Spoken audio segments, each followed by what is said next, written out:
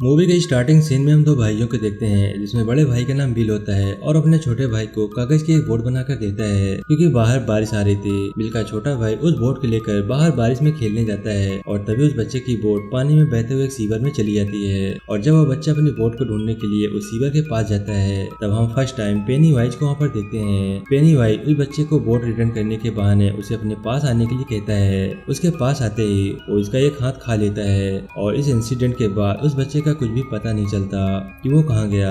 वो सब लोग ये समझते हैं कि वो मिसिंग हो गया है। इसके बाद हम एक लड़के माइक को देखते हैं जो कि एक शिप हाउस में होता है और उसे कहा जाता है कि वो एक भेड़ को शूट करे, लेकिन वो नहीं कर पाता।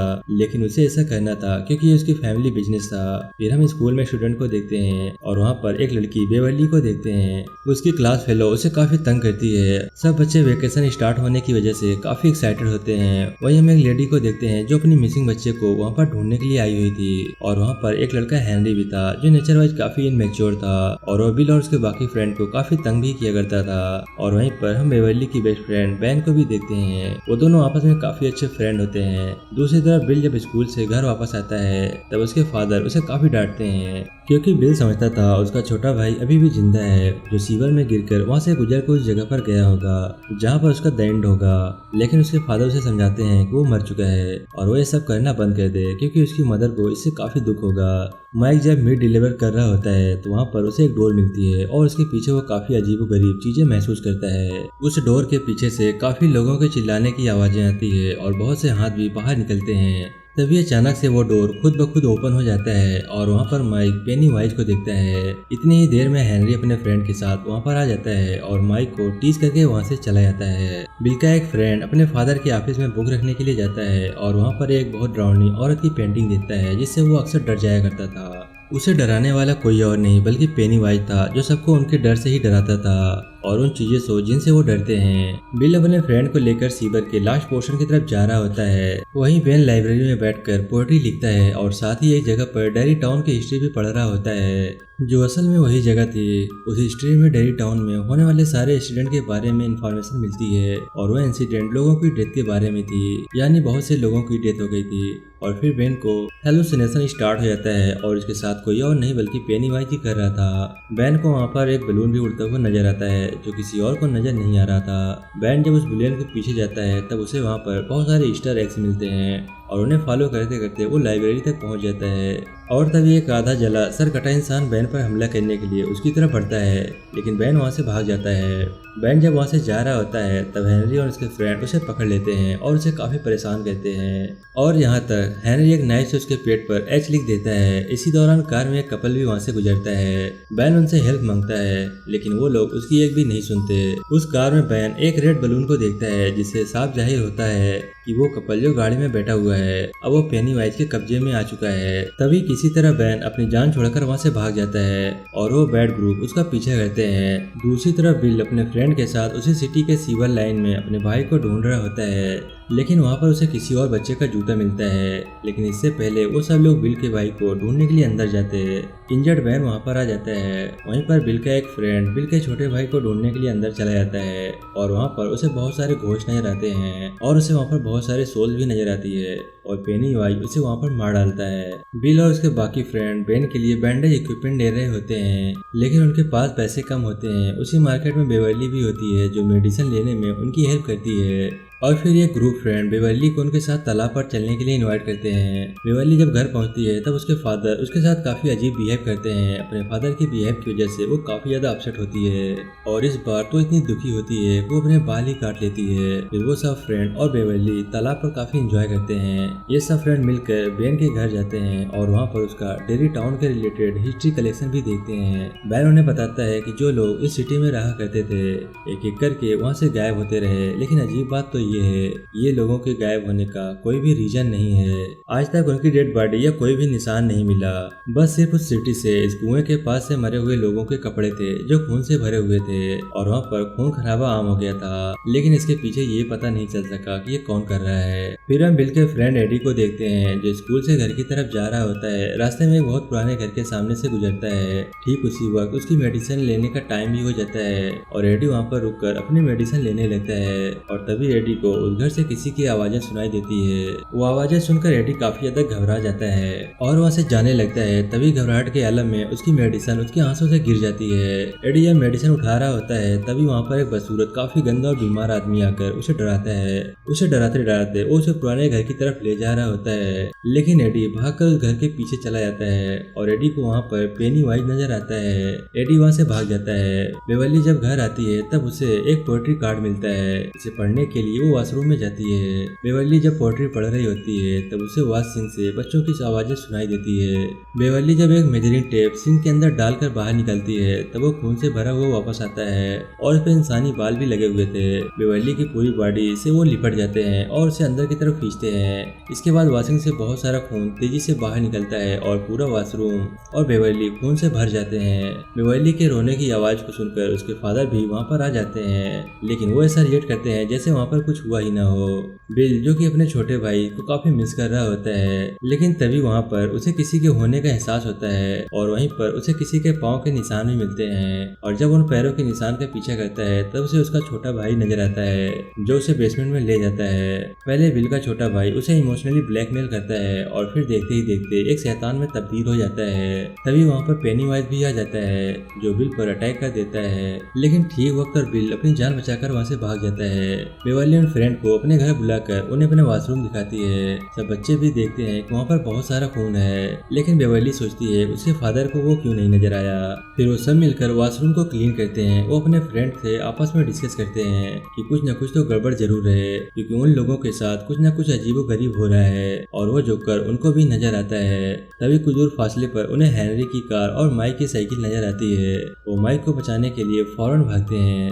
दूसरी तरफ हेनरी और उसकी फ्रेंड जबरदस्ती माइक को कच्चा गोश्त खिलाने की कोशिश करते हैं और उसे काफी पीटते हैं। तभी कुछ दूर फासले पर माइक को पेनीवाइज नजर आता है जो कि एक बच्चे का हाथ खा रहा होता है। साथ में वो माइक को एक जिप्सी स्माइल भी देता है और तभी फौरन वो फ्रेंड वहाँ पर पहुंच जाते हैं और हेनरी और उसके फ्रेंड पर पत्थरों की बारिश कर देते हैं और वो लोग माइक को सेव कर लेते हैं। फिर वो ग्रुप मिसिंग होने वाले बच्चों की पोस्टर देख रहे होते हैं। तभी बैन उन्हें बताता है उन्हें डेरी टाउन के बारे में दोबारा से पढ़ा है। वो कहता है मुझे पता चला है कि डेरी टाउन में हर 27 साल बाद ऐसे इंसिडेंट होते रहते हैं। उन इंसिडेंट में लोग गायब होते हैं और ज्यादातर बच्चे, और ऐसा पहले तो कुछ अरसे तक चलता रहता है, लेकिन फिर अचानक से बंद हो जाता है और फिर 27 सालों बाद ऐसा होने लगता है। वो लोग ये समझ जाते हैं कि कोई तो है जो 27 साल बाद आ जाता है और बच्चों को पकड़कर खा जाता है। और इतना ज्यादा शिकार करने के बाद 27 सालों तक वो बिल्कुल रिलैक्स हो जाता है और साथ ही ये बात भी समझ जाते हैं कि वो बच्चों के सामने उन्हीं रूप में आकर उनको डराता है जिससे वो सबसे ज्यादा डरते हैं। जाहिर है तकरीबन सब बच्चे जोकर से ही डरते हैं। बेन सबको अपने घर ले जाता है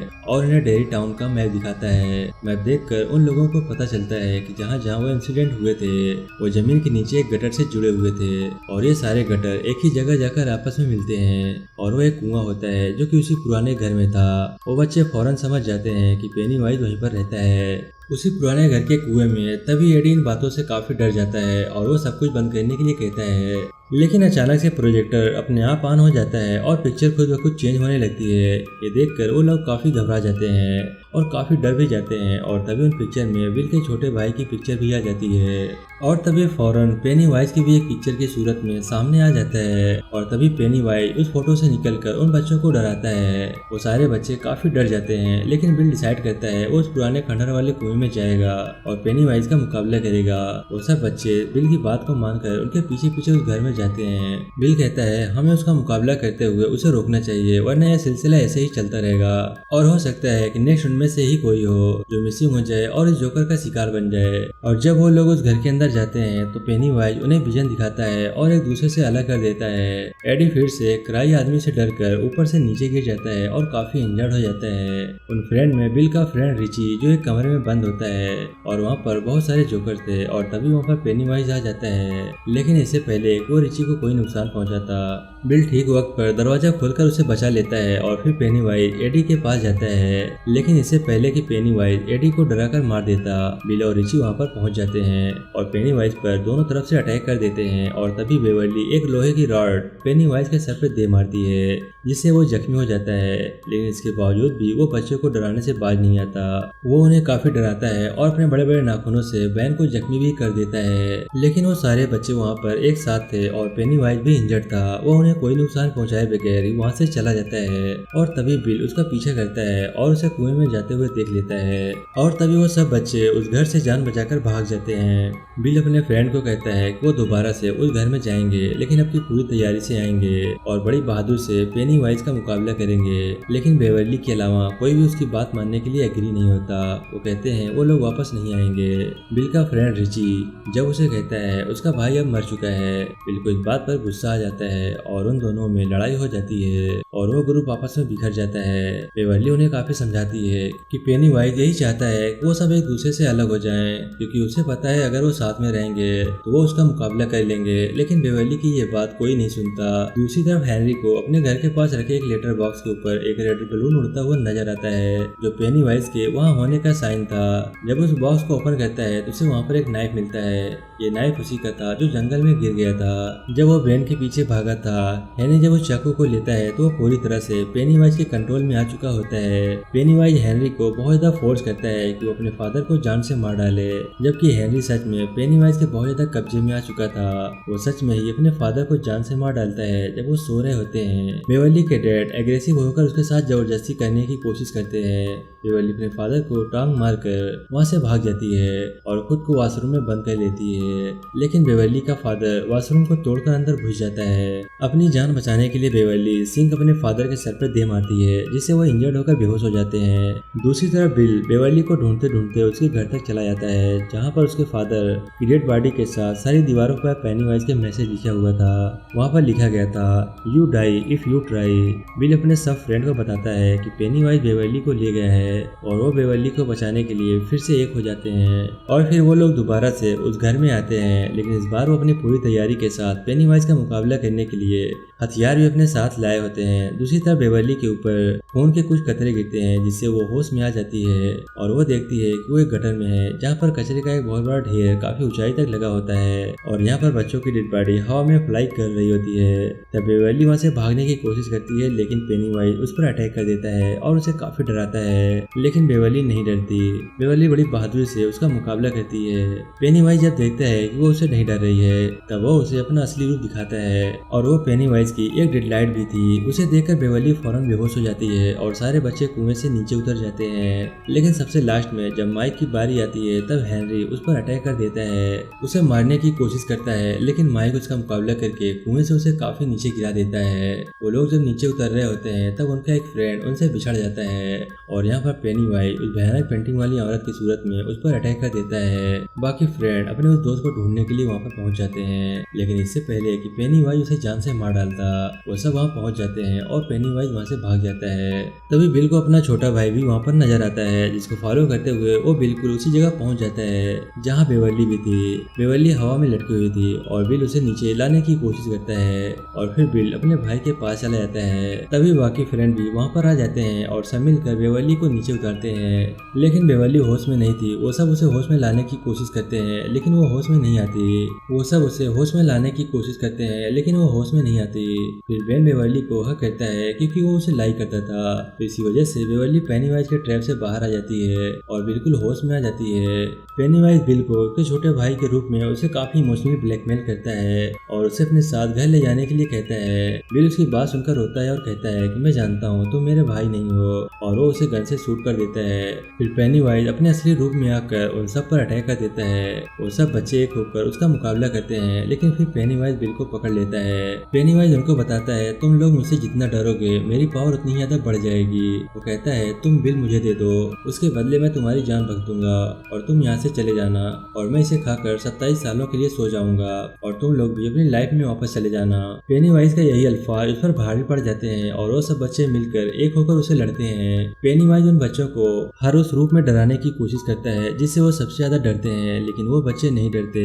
लेकिन अब पेनीवाइज उनसे डरने लगता है क्योंकि वो सब एक हो गए थे और वो डर भी नहीं रहते और यहाँ तक कि मार मार के पेनीवाइज को काफी जख्मी कर चुके थे। उन बच्चों का बिल्कुल एक हो जाना पेनीवाइज को हारने पर मजबूर कर देता है और पेनीवाइज डरते हुए भूखा ही 27 सालों के लिए सोने के लिए चला जाता है और यहीं पर ये मूवी समाप्त हो जाती है। आई होप कि वीडियो आपको पसंद आया होगा।